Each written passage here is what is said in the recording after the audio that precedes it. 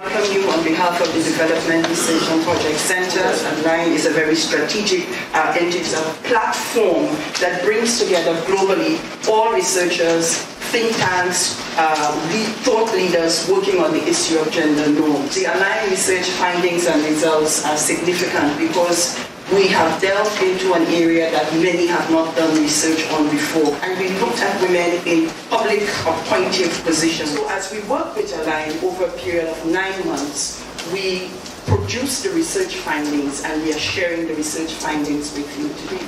And we will give you a link to the report. And why is that?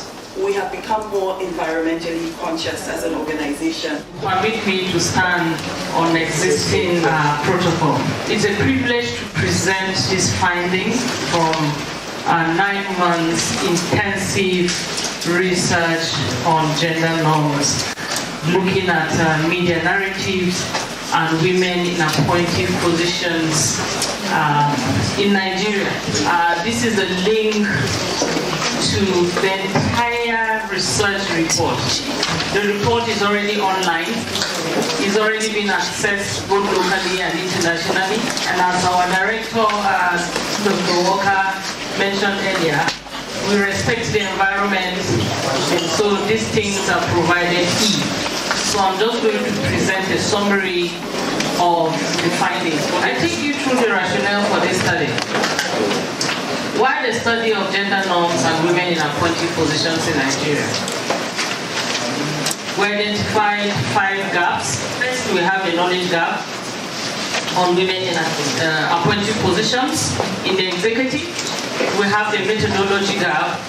We have subnational focus gap, gender norms and media gaps, and also gaps in longitudinal or time series data analysis. In terms of knowledge gap on women in appointive positions in the executive, most of the literature focuses on women in political positions, more than 70% of the literature, with very little focusing on women in appointive positions. In terms of methodology, the gap shows that women in leadership positions, most of the studies are majorly quantitative. And so they focus more on percentage representation. So when you see people having studies on women in political positions, it's quickly about percentage being reported, with very few qualitative ethnographic studies. Particularly affecting women. And the media happen to be one of the critical stakeholders in advancing and promoting some of these stereotypes. Journalists, people must be held accountable. You can't just put out the story out there and, write anyhow. What provision does this center have? Because the issue of gender, you can't run away from our traditional leaders, our religious leaders. Such a manner as to be accessible to women of various demographics.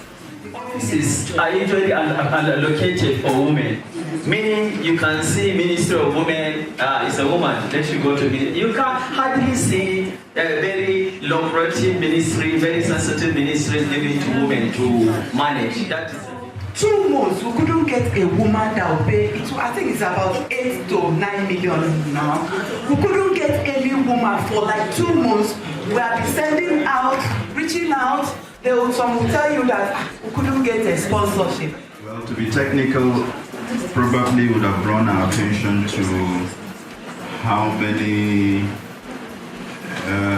newspapers, who reported, on these issues. All the comments and opinions and suggestions have been respectfully harvested, and it will get to the table of the Honorable Minister and the Minister of Foreign Affairs. On this note, I would like to thank you again for coming and for participating and contributing.